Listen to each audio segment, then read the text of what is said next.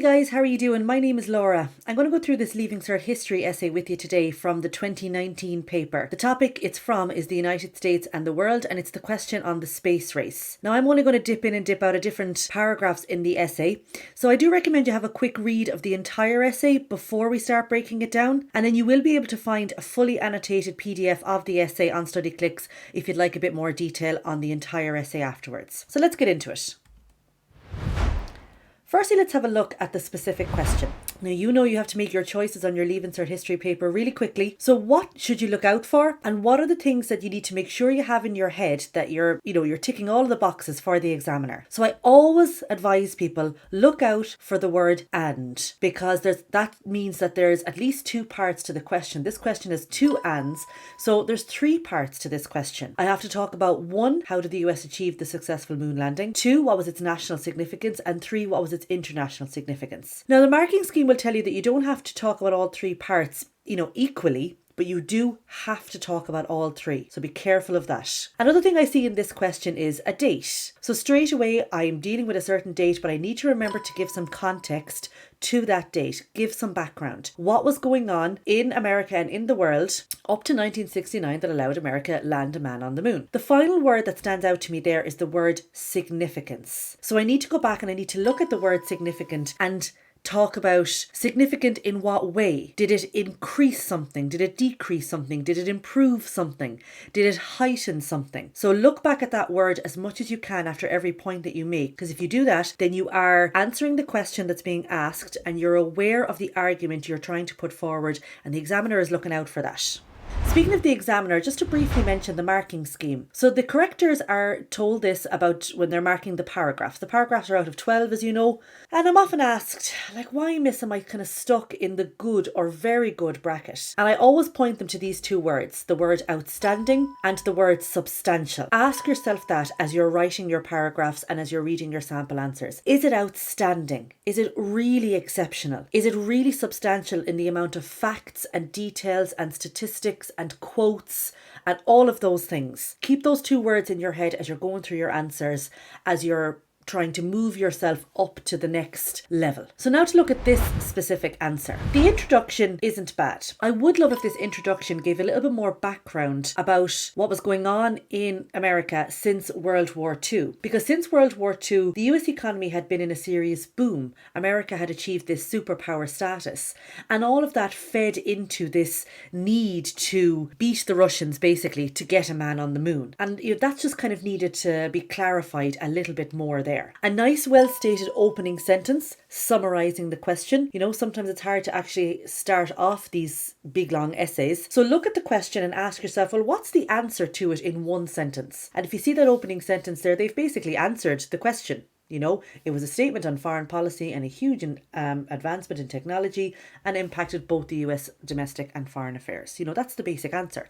And now I'm going to elaborate out on that sentence over the next 3 or 4 pages. The money is a huge part of this. How did the US achieve a successful moon landing? Well, they poured money into it. Since the war, and even before the war, America had been in a state of kind of permanent war economy. 10% of the national income had been spent on technology and engineering and scientific research and all of those things. And, if it wasn't for that, America wouldn't have gotten a man on the moon. So the whole issue of the money I would like to see mentioned in the intro. As I said, I'm just going to pluck out a few paragraphs to point out to you what's good about them, guys, and how they could be improved. So in this particular paragraph, I've highlighted there the mention of the Cold War, and I feel that a separate paragraph is needed for this one. So they're dealing here with the Cold War and the competitiveness that was between the two countries to win the space race, to improve on each other's advances into space and onto the moon. But before that, there was a huge amount of technological advances in relation to World War II. The rockets, the warning systems, the aircrafts, the tanks, all of those things that needed engineers and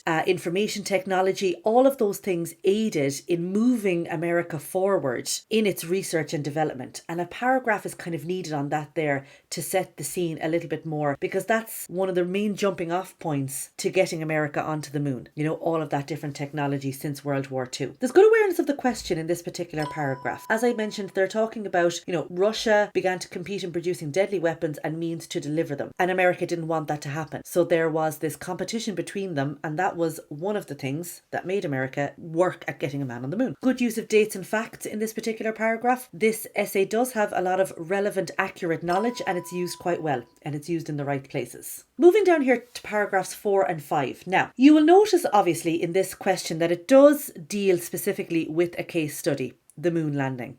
And a common mistake is that students tell the story of the moon landing without actually plucking out the bits of information about the moon landing and making them relevant and focusing them on the specific question on the day. Now, these two paragraphs does that a little bit in saying that it does have an excellent amount of detailed facts and evidence about the moon landing. It does use really good, clear language and expression. They talk about all of these things, but I really need these two paragraphs to talk about what all these things have to do with the question. Either how these things helped get America onto the moon or the significance of them. So this answer could have elaborated on the training and the technologies that had allowed for all of this, even things like the freeze-dried food and all of the weightlessness training that they had to go through to be in the command module, to be on, to be out in space for such a long period of time. So they could just link it back to, yes, this is what we did, we got a man on the moon, but how we did it is actually the question you're being asked on the day. The sample answer there has this chunk as its conclusion. Now, you know yourselves that your conclusion of your essay has to finish strong. It has to sum up what you've said, what you've proved, your findings, the argument that you have come to the conclusion with. You need to state that very clearly in your conclusion. What this conclusion does is not that really. It kind of squashes the second part of the question into this one paragraph with a conclusion. Again, guys, a really common mistake. Be careful. I mentioned that there was 3 parts to this question. They do all have to be dealt with kind of separately. And if you read that conclusion, you will see that in there they've mentioned bits about the national and the international significance, and then a kind of an overall conclusion in there as well. This needs a bit of work. 2 distinct paragraphs are needed. One on the national significance of the moon landing, the employment that it created, but also that it took from the Great Society, that poverty was still a big issue in America, and really was it kind of a waste of money and things like that. And then a separate paragraph on the international significance of the moon landing, how it did turn America into an economic powerhouse. It did basically get them to win the space race.